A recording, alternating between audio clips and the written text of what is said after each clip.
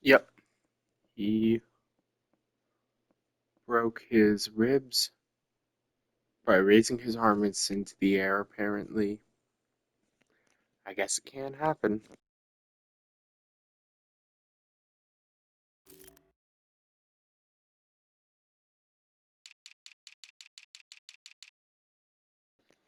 Us love how we don't play the Chiefs at all. And then we start playing them over and over again once they become a playoff contender. It's really funny.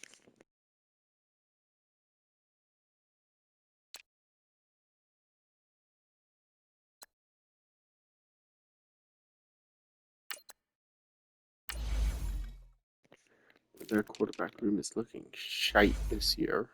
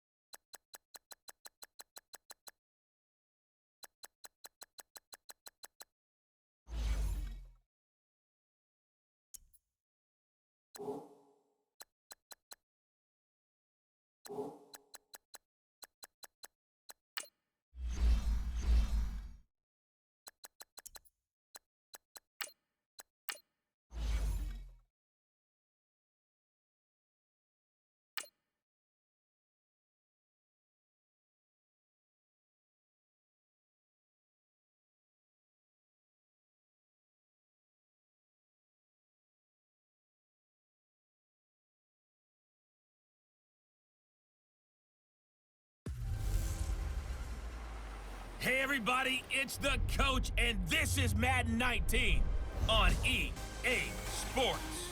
On deck, we've got what should be a great matchup between the Kansas City Chiefs and the Pittsburgh Steelers. So with that, let's get you up to Heinz Field in Pittsburgh. Standing by for the call, here are Brandon Godden and Charles Davis. All right, Coach. EA Sports coverage of the NFL brings us to the steel capital of the world, Pittsburgh, PA, at Heinz Field. The scene a few moments ago, here it is. It's unlike any other in sport as both teams made their way out of the tunnel. These folks are fired up as their guys are ready to do battle between the Kansas City Chiefs and the Pittsburgh Steelers. With Charles Davis, I'm Brandon Gaudin. Charles, we look at this Steeler ball club entering play. They've got to be pleased with the start to this season. Obviously, a perfect 3-0. 3 good quality wins, too. It's got people in the locker room excited. They're thinking that this could be their year. Meanwhile, for the visitors here, the Chiefs, they too were winners last time out, so something's got to give here. And I love it when both teams come in off of wins. Great mindsets, and it usually leads to a really well-played game.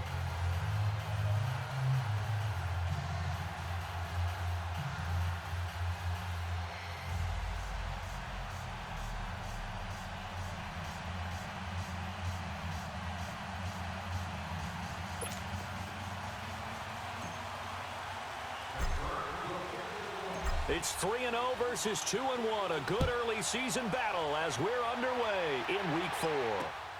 This is taken at the 3. And he's up past the 20 to the 22-yard line. So here come the Chiefs for their opening drive. And out will come the leader of this offense, and that, of course, is their signal caller. And what I'm looking for from him today, the things every quarterback is looking to do. Lead his team to a victory. Doesn't matter whether he's throwing it, running it, handing it off, however he has to do it, as well as exhibiting some leadership, that's what he's trying to accomplish.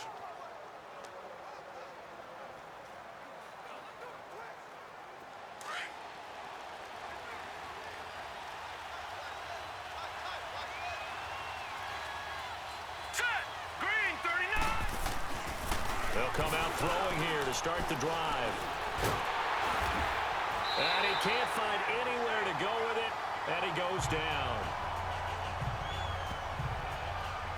And so much for that great field position to start the game. Now they're way behind the sticks. Can't wait to see what their second down call is going to look like now. Don't need it all back at once, but you figure they're going to need something Toronto here. off-season blitz 17 doesn't yards seem to to go have done on much. second down. Out of the gun, they'll look to throw. And his throw's going to be incomplete.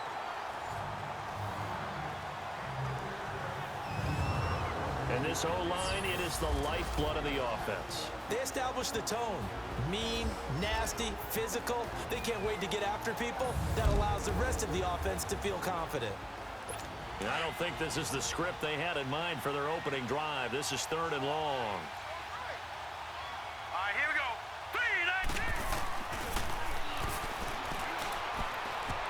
Oh, he almost picked it. Nearly a turnover there on their opening drive. That's a throw he'd like to have back. Now 4th down. Now keep in mind, they did have 3 interceptions last week. Couldn't quite come up with a first quarter pick that time. But they had to like what they saw in terms of reacting when the ball is thrown. We had an expression when I played. It was called break on it. Every time the quarterback puts the ball in the air, break on the football. Go make a play and accumulate those interceptions. Former defensive back. You remember those 3 interception games. It can be contagious, give you a little momentum. They really can, and it doesn't matter whether it's one person or if you spread them across your entire defense, everybody wants a piece of that pie.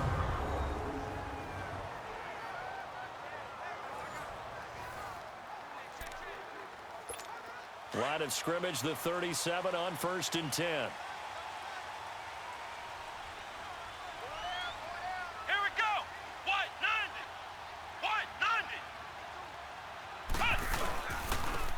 And they'll run it here.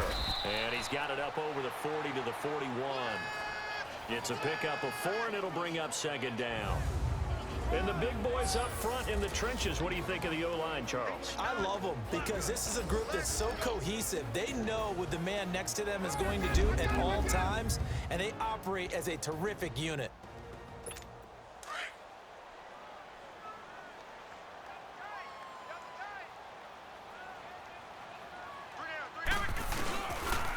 And they'll go with a ground attack here. A beautiful span and room to run.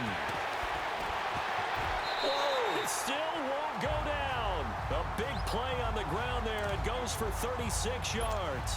How about our reigning AFC Player of the Week, hot-footing it into the secondary on that run? Yeah, nice long run. That's what got him the award a week ago. Maybe he's trying for 2 in a row here this week. And his pass incomplete. Time to check the defensive starters here for Kansas City. They were very solid last week in the victory over Baltimore. Have to admit, I was extremely impressed by what I saw. They ended up getting 4 sacks in the game, stayed in the face of the quarterback the entire time, made it difficult for him to step up and find receivers downfield. And that's what they told us this week, that pressure on the QB is key. Once again, they'll go from the 23-yard line on 2nd and 10. Let's go! 1, 9! They'll run it now out of the gun. He takes it to the 15. A nice display of power. That gives him a nice pickup. Russ Gentry didn't get hurt last game, so he has to get hurt this game. While the trainers take a look, we'll step aside. And on 3rd down, a nickel formation here defensively. 90 injured my heart. On play action, they'll throw. Dude gets hurt like he has a 50 injury rating. For a Steelers touchdown. In for the score. And the Steelers have taken a first-quarter lead. I know a lot of coaches like to break their season into quarters. And how about the first 4 games for this guy? 3 touchdowns scored, really making his mark in the red zone here in the first month of the season. On for the extra point, Jake Elliott.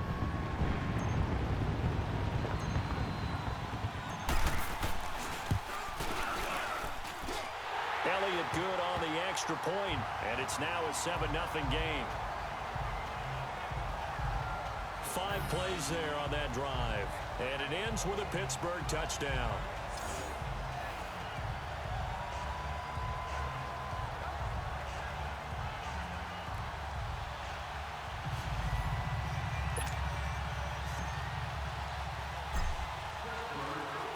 Out is the kickoff unit as they run up and send this one away.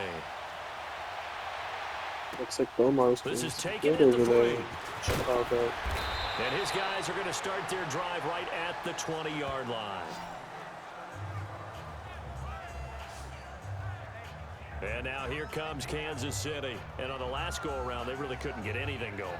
They had to punt from deep inside their own territory, which means you're going to lose the field position battle as a general rule. What they're looking for now is a little more consistency, move the ball at least a few times on offense, get a couple of first downs, and hopefully flip the field. Yeah, just something to build off of. That's what they're looking for here. Fights forward for only about a yard up to the 21. Now a look at the defensive starters here for the Steelers. They were very good last week in the win over the Saints. Even better than that, they pitched a shutout in that game, and I'm telling you, that is a confidence builder and a trust builder on both sides. And what I mean by that is coaching staff putting together a game plan, players executing it. Now both of them are in sync. 2nd and 9 now from the 21.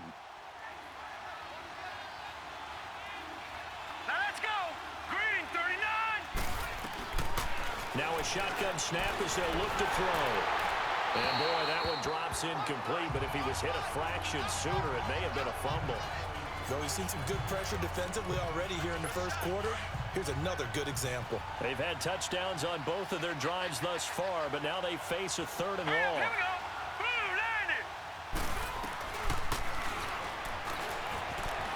And an alley to run. And he's taken down, but able to slip across the 30. This is the thing that I hate so much about Madden. Like, I hate it the most out of everything. Is that you don't have free-ranging players. You have zones. And they'll side shuffle, side shuffle, side shuffle. Side shuffle, side shuffle, side shuffle. Side shuffle, side shuffle, side shuffle. He's running. Skinner's probably got him before he gets the first down. He's not. So Robbie Carter gets an easy 16. On 1st and 10.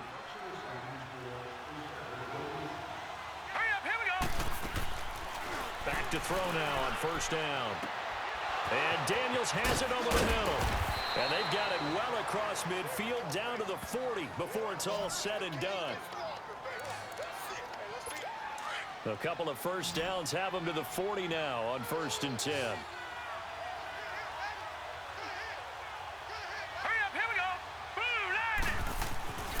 Now on 1st down, he'll drop to throw it. Over the middle, and it's incomplete. And that's one he's got to be happy to have back. There wasn't a hole open in the zone. You'd have to think on early downs like that first down there, need to be a little bit more careful. Yeah, fortunately for him, got a couple more downs to play with. Set, 3-19. And on the ground they go with the running back. And this time he's going backwards. So after the no gain on the last attempt, here they get him behind the line. He has elite instincts from his linebacker spot. He's able to diagnose the run and flies in like a missile. He stopped that one behind the line of scrimmage. Now on 3rd and long, they'll look to throw.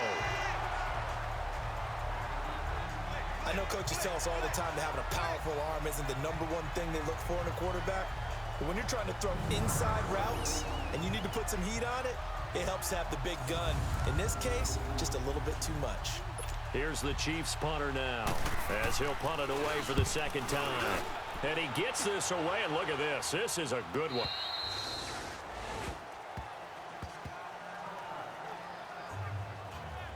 And Pittsburgh getting set to take the field. And certainly they'll be hoping to hit pay dirt like they did on the last drive. Got the football back, so a chance to go up 2 scores. And they haven't been tentative at all in this ball game, because sometimes you start a game with your script to try and get information out of the opposing defense. How will they play you in certain situations?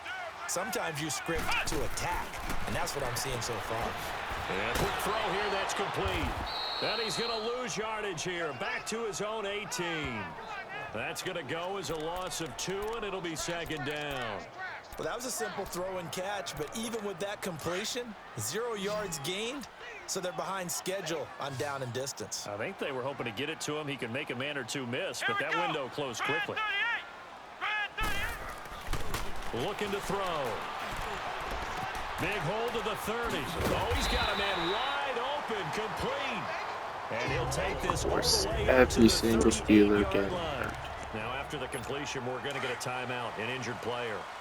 While the training staff takes a peek, we'll take a break. They'll look to throw now on 1st down. Quick throw, that's complete on the inside slant. And he gets this one to midfield before he's brought down. Another nice gain, 13 yards that time, and another 1st down.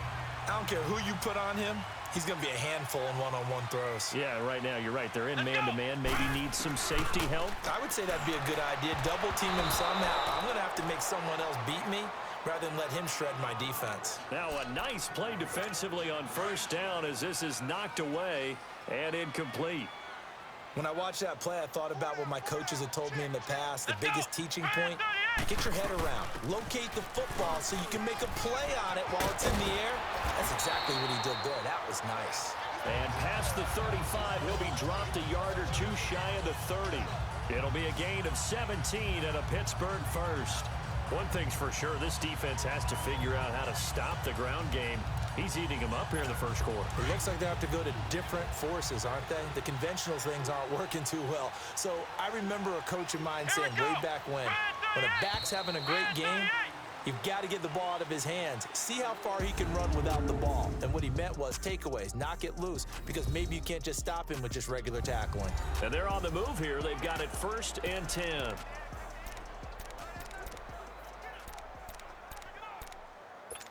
From the 32 now, here's 1st and 10.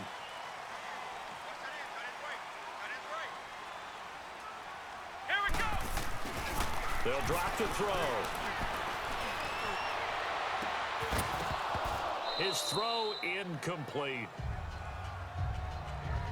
Even without a ton of pressure in his face, it just shows how difficult it is to pick apart his own defense. Those guys are sitting back, and they're not playing receivers as much as they're playing the eyes of the quarterback and when he delivers the ball. Come on, let's go. He'll try again with the arm here on 2nd down. And he is out of bounds inside the 30. 4 yards on the completion, and it sets up a 3rd down. One thing you're hoping for when you run drag routes, you're able to hit a receiver in stride, and he can pick up a lot of yardage after the catch. But in this situation, the defense was effective, able to stop him before he could get a good head of steam going. On 3rd down, he'll drop to throw. Got his man complete over the middle. That's Silva. And they'll work it inside the 15-yard line before it's all said and done. The passing game in rhythm right now for Pittsburgh. There's another first down.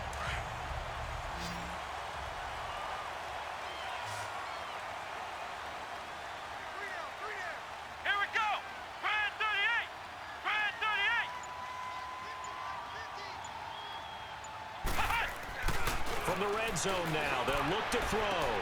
This will be caught just inside the 10. And stopped a few yards shy of the goal line at the 3. 11 more yards that go around, a first down as well. And now the passing game here in the second quarter starting to heat up a little bit. Don't you feel the rhythm starting to happen, right? You see it now, the confidence is starting to rise. I think now as a play caller, because that has happened, you lean on it a little bit more. You don't go totally away from running the football, but you do say, guess what? We can throw it, we can throw it well with a whole lot of confidence. Let's go. Brad 38. Brad 38.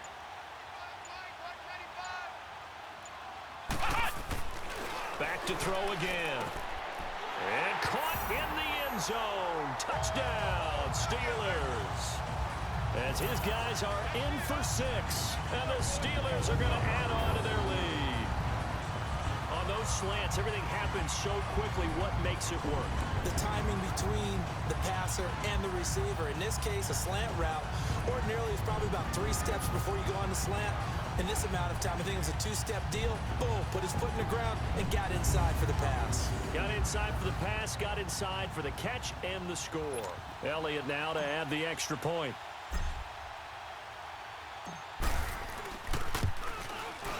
Elliott good with a PAT, and it's now 14-0.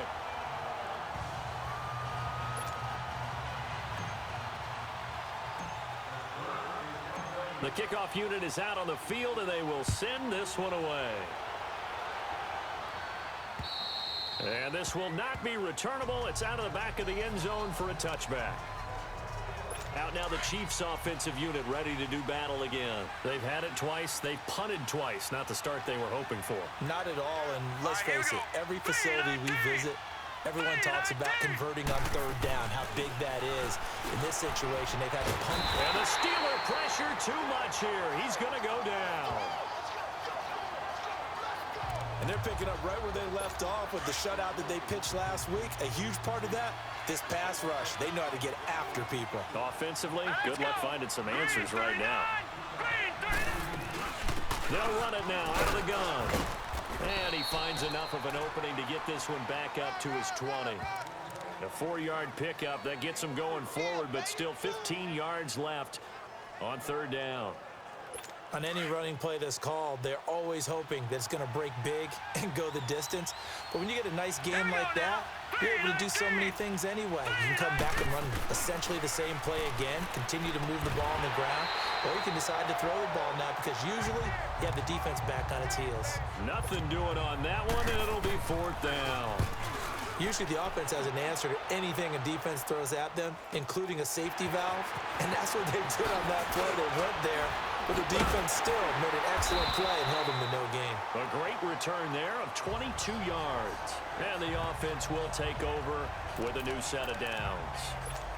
The 4th down run successful. Now they look to pay it off on 1st down. Come on, let's go. Now a play fake here on 1st down. Got a man over the middle, and it's complete. And he's taken down inside the 30. That one good for 14 yards and a Steeler first. 2 minutes to go here in the first half. Back to Heinz Field after this. And we remind you, coming up at the half, we'll join who, Charles? The coach. The coach, Jonathan Coachman, standing behind Orlando. He'll have stats and scores from games in progress, as well as scores from earlier today. The coach. Sorry, we get slap happy up here sometimes. A gain of 6 there on 1st. I do have to admit, I like it when it all comes together. When the top part, catching the football, right, whether you're catching it with your hands or cradling it, comes together with the legs, in this case the feet, did a little toe tap to stay in bounds and complete the catch. And a great job by our crew on the camera shot. Love when you see the grass or on the field turf, those rubber pellets flying up. Great catch. A Steeler first down on the pickup of 11 yards. I got a kick out of that one, partner. You and I talk often about trying to hide receivers in certain situations, but a guy of his size, can't really hide him. But the tight end drag route, definitely an effective way to sneak him across the formation for an easy completion and a first down. Now, meanwhile, a pass that should have been intercepted, but it winds up falling incomplete. Let's go! Now he'll look to throw here on 2nd and 10. And they will not get the connection there. It's incomplete. Feels like they're getting caught in between here because they did incompletions on 1st and 2nd down. Now you got to worry a little bit about the clock because you prefer not to give them another shot here in the first half. But if you don't pick up the first down, guess what? You're likely going to have to. Here we go! Grand 38! Grand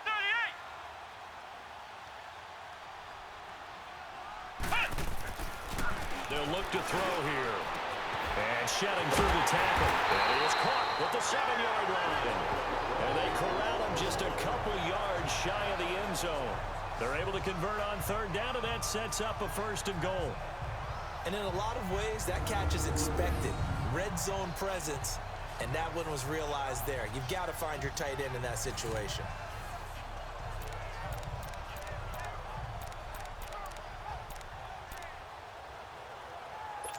Here's 1st and goal, and gosh, points here, a chance maybe to put this thing away before halftime.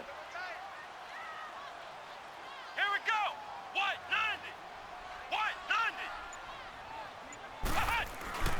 90! Again, he'll drop to throw. Got his man, it's caught for a Steelers touchdown.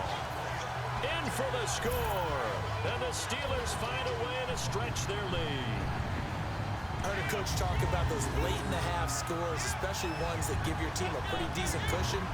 He said those could be the ones that could finish off a squad if you let them. Yeah, they've got the cushion. This half has been theirs. Elliott on for the extra point.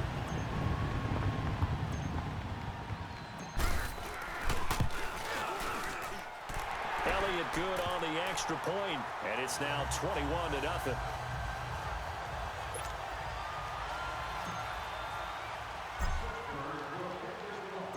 Set now to kick this one away, and off it goes. And that'll carry over the back line of the end zone for a touchback. And now here comes Kansas City. And some dangerous territory. You're already down 3 scores. A 3-and-out here, or an inability to put any points up. This one might be over by half. Yeah, and what you also have to guard against is calling every play for a big shot downfield. You know, thinking you're going to get all these points back on one drive. You're not. And last time I looked, it's still the first half. I'm not saying you have ultimate patience here, but you also don't have to go ahead and force everything either. So the opening play of the drive goes backwards. Now they'll come up on 2nd and 12. Here we go now! Blue, line it!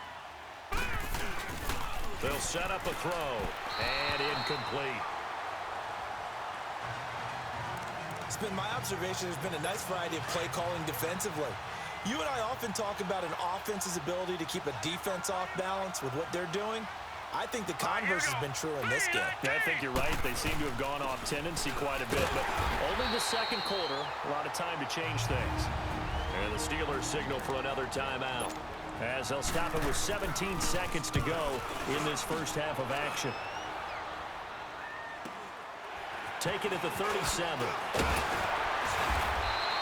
12 yards on the return that time. And control of the football switching hands with very little time remaining until the half. The 4th down run successful. Now they look to pay it off on 1st down. Come on, let's go! What? 90! They'll come out throwing here on 1st down.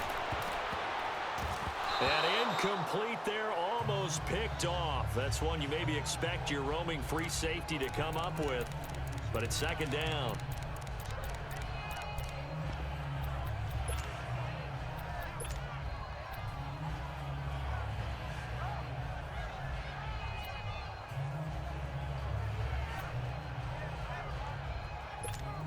After the incomplete pass, here now is 2nd and 10.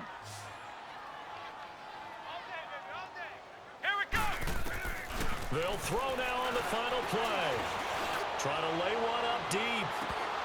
And incomplete on the deep ball.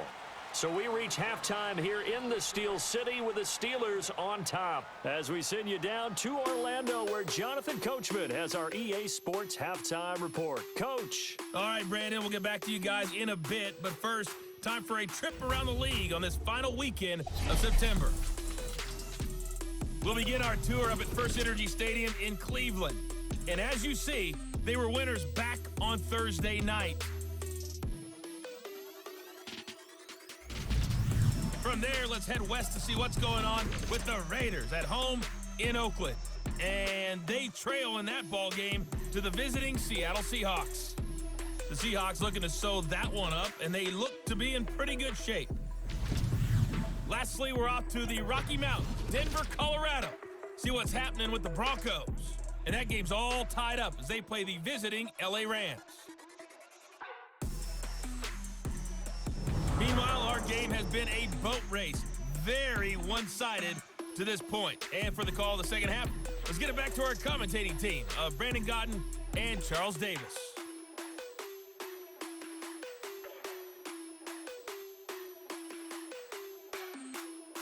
All right, Coach, thank you, and we welcome everyone back for quarter number 3. So time for the second half as the Steelers have the lead, and they will also be receiving the football here to start the third quarter. And good starting field position. He'll get this one all the way up to about the 35-yard line. The Steeler offense now with a